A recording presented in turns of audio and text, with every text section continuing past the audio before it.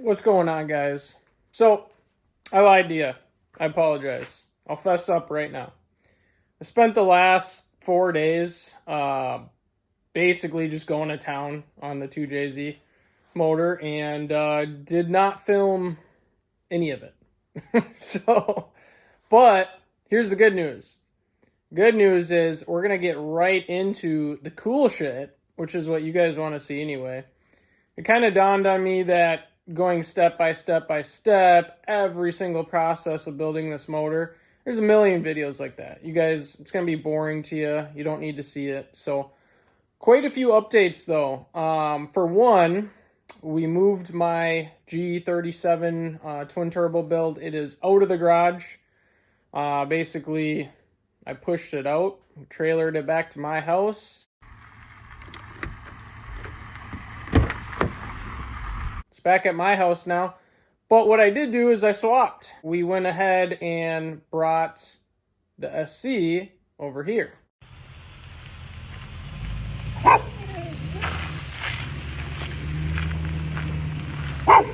She's moving back. So behind me, you guys haven't seen this car in a while. Here is the SC300. This is the car the motor is going in. It was in the fire. It is in relatively good shape for being in the fire. And it's still going to need a bunch of TLC. But lots of progress we made on this thing. So I got the rear mount battery. It's in the trunk. We'll go over that stuff at a later point. But basically I got that installed. I got basically to the point where the car turns on. You turn the key, everything powers up except for what's powered off the engine harness, obviously, because you guys can see this absolute disaster on the ground. That is because I had to cut some connectors out of the harness, which I'll touch base on. Again, this is a GE motor, GE head. You guys just got a sneak peek. The motor, I'm just going to fess up right now. It's almost done. We'll give you a peek at the trunk. So the tank is propped up right now because I'm actually working on it from the inside to finish attaching the lines. Battery in the trunk, humongous battery. Might go smaller than that, but and we got some other stuff, power steering cooler. We got our intercooler kit. I mean, this is how hot it got. These were resting on the car and they are now absolutely destroyed. Those are the shrouds for around the windshield. We brought everything back though. So we got the intercooler, radiator, fans, the whole works. So, boom. I made it very, very far on this motor to the point where I'm now doing wiring. So, let's get right into the juicy details of what is on this 2JZ. So the last time I clipped off on the video, we had just put the head on. Obviously, I got a lot further than that. So here's what's going on. Bolting the head, putting the head on, installing the ARP head studs, torquing those down, that's super easy stuff. There's a million videos on it. For reference, I will post torque specs in here on the video, maybe in the link description, just so it's easier, or a link to the site that I used to use the torque specs. But let's take a look at this bad boy, huh? So, as you can see, it's got some color to it. First thing you might notice, we got all the Haltech coil packs installed on the top. So, what I did here, we're going to start on the top. We'll work our way around the motor. This is actually a 1JZ Ignition 1A bracket. There's a bunch of companies that make these because they're aware people at JZs use, the Ignition 1A AEM super coils, the Haltech, which is these guys right here, etc. So the 1JZ does not fit the 2JZ. However, it's significantly cheaper. So what I did is cut the bracket, cut the front of it off because it doesn't need it for support. This coil pack does not go anywhere. And basically retrofitted it to fit the valve covers. So The only thing we're missing, as you can see, is obviously spark plug wires. Those are on the way. But we'll hop to the valve covers. Here's stock 2JZ GE valve covers.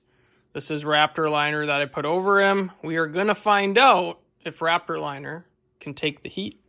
We're going to find out. So we got AN10, AN8, I believe those are. Yeah, I think they're 8. Breather lines for it, for the PCV. So basically this motor will have a significant amount of blow by just because of how I set it up. You know, we ordered all the Haltech stuff, right? Coils, harnesses, everything. So one of the cool parts is that it has its own ignition harness. As you can see, I did a fancy job wrapping that up and securing it. But basically it's mounted to the bottom of the bracket. So you ever got to pull this bracket off, you know, to get to the spark plug, it's literally 3 bolts. And you can just pull the whole thing off at once. You don't got to deal with wires in the way, connectors, all that. Just all comes off at one time, which is super convenient. So next we'll go to the turbo side. So here it is, guys. This right here, this turbo was actually built by, spacing out on the gentleman's name, from Drift Motion. Drift Motion is capable of building custom turbos, for you guys that aren't aware of that. So this right here is actually,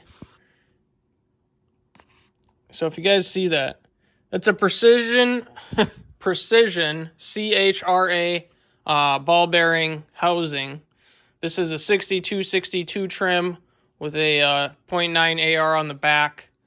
I think it's a little less than that on the front, 0.85 or 0.87, something like that. But long story short, it's got the anti-surge housing on it.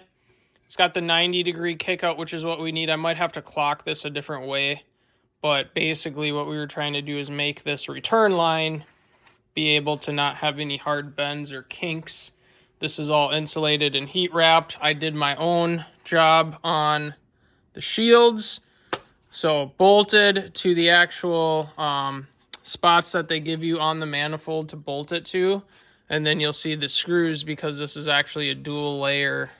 Try to keep everything contained, a dual layer heat shield. Just for reference, I'll kind of give you a visual of that. So beyond that, no more distributor. However, the distributor is staying for the sole purpose.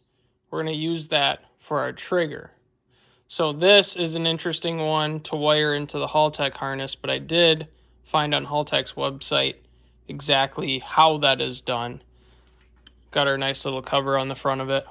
Let's go over to the intake side. So here's what we got. Radium. This is a full Supra 2JZ fuel system, just like what's in the tank.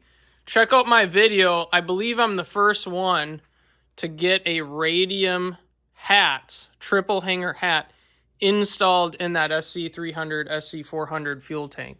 So check that out if you haven't, because I make it very, very simple for you guys. So then we got our injectors. They're all installed as well. These are Injector Dynamics, the only injectors I will install. These are ID 1050X injectors, along with obviously the hardwired. I never use the adapters. I always hardwire them. Hardwired connectors that come with the injectors that I had to install on the 2JZ harness. Now, you'll see this is the stock lower manifold. So basically what I did is I just polished it, or at least to the best of my ability polished it. And then this is an eBay plenum.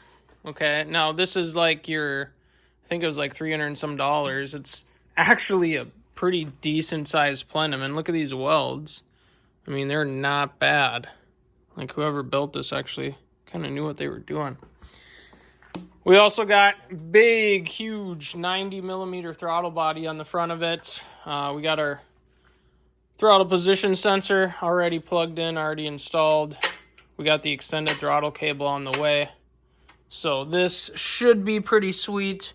Just to give you a little visual in there. Beyond that, painted the cam cam gears, only for the sole reason that we're using the stock. We just wanted to kind of spruce it up a little, make it look a little different. So valve covers, cam gears painted, you know, everything else kind of the same. But some of the things I did do, obviously, and you guys had seen, the water pump was installed, the oil pump, all that kind of stuff. The drift motion oil filter adapter, which you guys just saw, I'm getting ready to plumb the lines for that because we're thinking about mounting it where the old battery was, which would be right in this location here, just so it's easy twist on, twist off. Make stuff super simple. So now the time-consuming part of this build, basically what I'm doing now is we're wire tucking this harness. And when I say wire tuck, I don't mean no, it's not going to be invisible, but I am doing the best that I can do to kind of try to clean the top area of the motor up so that you don't see a lot of the harness. For example, when you open the hood, this is going to be your view. You're not going to see a bunch of wires and cables going all over the place. I mean, obviously, you'll have your catch can hoses and some reference hoses from the plenum, but beyond that, it's not going to look like a wiring disaster, which was the sole purpose of spending a little extra time trying to rewire stuff. So then you got stuff like this, you know, where you got the trigger for the crank and cam, and this actually has to be custom wired into the harness because the harness, if you guys can see here, so here's our crank. So the crank, obviously a 2-wire, right? And then there's also a cam reference, and I don't know where that cam reference went. That's for alternator, which, speaking of, the alternator, that's your classic 2JZ, like the newer 2JZ style. Well, this is our alternator. It's got the old school Toyota round plug on it. So basically what I'm going to have to do is splice these in to the alternator wiring, which is right here. Should work the same. So, but yeah, I got a lot further. I didn't film, and I apologize, but at least you guys get to see the nearly finished product now. We are going to keep doing some more footage as this thing gets a little further along step by step.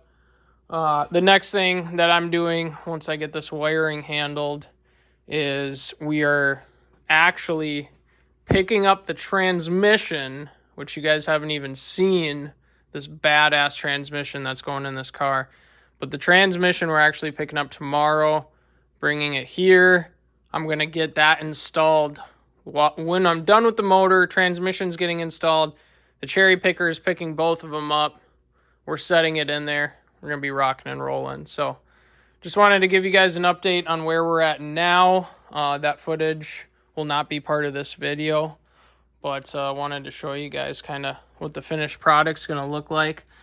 A couple of things I didn't touch on. When you're doing JZ stuff, wastegate size will play a critical role in whether or not you'll be able to successfully tune moderate power out of it. And what I mean by that, this is a 46 millimeter gate from Precision. A lot of the guys I see out there, and you'll see them all over online, they're selling like 36 mil and, you know, these small little baby wastegates. You got to have something that flows really well, because I can tell you right now, that's even on the small side for what we're trying to do with this build. It will work, but it's on the small side. So ideally you want a 50 plus, stuff like that. So also just waiting on some gaskets for the cooling system. Actually had to order. I threw the old water pump away. You guys got to remember, there's that little crossover neck right here. So stupid. Like, I just hate the design, but it was installed on the old water pump, and I was like, oh, I'm buying a new water pump, don't need it, threw it away. Obviously, forgot about the most critical piece. So got to wait on that as well. But yeah, we're about to the point where once I do have the idler and the idler bolt, because we ordered those new, we'll install the timing. By that point, hopefully I'll be done wiring, and then you guys will get to see it going in. So that's a wrap for right now.